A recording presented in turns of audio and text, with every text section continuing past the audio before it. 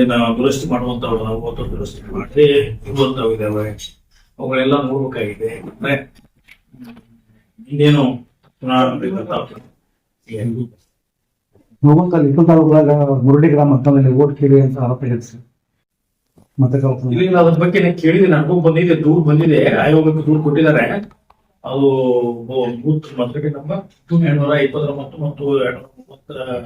230 ಅದೇನೋ ಅವರು ಈಗ ತಹಸೀಲ್ದಾರ್ ಅವರು ಹೇಳ್ತಾ ಇದ್ದಾರೆ, ಅವೆಲ್ಲ ಅದನ್ನು ಸರಿಪಡಿಸಿ ಮಾಡಿ ಕೇಂದ್ರ ಚುನಾವಣಾ ಆಯೋಗದ ಮುಖ್ಯ ಚುನಾವಣಾ ಅಧಿಕಾರಿಗೆ ವರದಿ ಡಿಸಿ ಮುಖಾಂತರ ವರದಿ ಹೋಗಿದೆ ಅಂತ ಹೇಳ್ತಾ ಇದ್ದಾರೆ.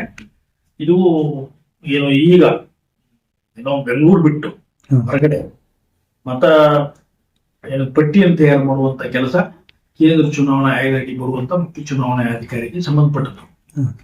ಬೆಂಗಳೂರಲ್ಲಿ ನಾವು ಮಾಡ್ತಾ ಇದ್ದೇವೆ, ರಾಜ್ಯ ಚುನಾವಣಾ ಆಯೋಗಕ್ಕೆ ಅಧಿಕಾರಿ ನಾವು ಮತದಾರ ಪಟ್ಟಿಯನ್ನು ತಯಾರು ಮಾಡ್ತಾ ಇದ್ದೇವೆ. ಇಲ್ಲಿ ಅವ್ರು ಮಾಡ್ತಾರೆ, ಅಲ್ಲಿ ಮಾಡ್ತಾರೆ, ಅಲ್ಲಿ ಕೂಡ ಅಧಿಕಾರ ಕೊಟ್ಟರು. ಹೊಸ ಕಾಯ್ದೆ ಪ್ರಕಾರ GBI ಕಾಯ್ದೆ ಪ್ರಕಾರ ನಮ್ಗೆ ಕೊಟ್ಟರ ಅಧಿಕಾರ ಬೆಂಗಳೂರಿಗೆ.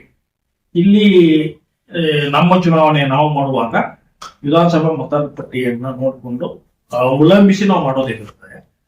ಸೊ ಅದ್ರ ಬಗ್ಗೆ ನಾನು ಯಾಕಂದ್ರೆ ಇದನ್ನ ಸರಿಪಡಿಸುವಂತ ಅಧಿಕಾರ ಕೇಂದ್ರ ಚುನಾವಣಾ ಆಯೋಗದ ಅಡಿ ಬರುವಂತ ಮುಖ್ಯ ಚುನಾವಣಾ ಅಧಿಕಾರಿ ಬೆಂಗಳೂರು ಅವ್ರಿಗೆ ಸಂಬಂಧಿಸಿದ್ರು. ಆಯ್ತಾ, ಹೀಗಾಗಿ ಅವರೆಲ್ಲ ಸರಿ ಮಾಡಿದೀವಿ ಅಂತ ಹೇಳಿದಾರೆ. ಅವ್ರ ಪ್ರಕಾರ ಇದೇನು ಇಂಟೆನ್ಷನಲಿ ಆಗಿರೋದಲ್ಲ, ಮಾಡ್ತಾ ಮಾಡ್ತಾ ಏನದು ಎಂತದು ಹೊರಡೋದು ಟೆಕ್ನಿಕಲ್ ಏನು ಆಗಿರುವಂತದ್ದು, ಇಂಟೆನ್ಷನಲಿ ಏನು ಮಾಡಿಲ್ಲ ಅಂತ ಅವ್ರು ಹೇಳ್ತಾ ಇದ್ದಾರೆ. ಸರಿ ಮಾಡಿದೀವಿ, ರಿಪೋರ್ಟ್ ಕೊಟ್ಟಿದ್ದೀವಿ ಅಂತ ಹೇಳ್ತಾ ಇದ್ದಾರೆ.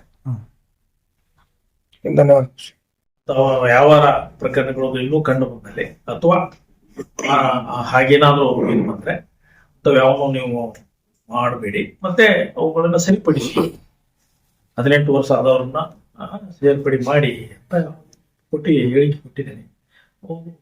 ಅವರ ಮಾತಿನ ಮುಖಾಂತರ ನಿಮ್ಗೆ ಗೊತ್ತಾಯ್ತು ಏನು ಇಂಟೆನ್ಷನಲಿ ಆಗಿರುವಂತದ್ದನ್ನಲ್ಲ, ಏನೋ ಸ್ವಲ್ಪ ಹೆಚ್ಚು ಕಡಿಮೆ ಆಗಿದೆ. ಅದೇನೋ ಆಧಾರ್ ಕಾರ್ಡ್ನಲ್ಲಿ ಹುಟ್ಟಿದ ದಿನಾಂಕ ಕರೆಕ್ಷನ್ ಆಗಿದೆ, ಬಹಳ ಏನಾಗಿಲ್ಲ. ಇದೆ ಬರೀ 8-9 ಮಂದಿ ಏನೋ ಆಗಿದೆ, ಅಷ್ಟು ಬಿಟ್ರೆ ಬೇರೆ ಏನಾಗಿಲ್ಲ ಅಂತ ಕಂಡು ಬಂದಿದೆ. ಇನ್ನು ಮುಂದಿನ ದಿನಗಳಲ್ಲಿ ಅವರು ಸರಿಯಾಗಿ ಮಾಡ್ಕೊಂಡು ಹೋಗ್ತೇವೆ ಅಂತ ಕೂಡ ಹೇಳಿದ್ದಾರೆ. ಇಷ್ಟೇ.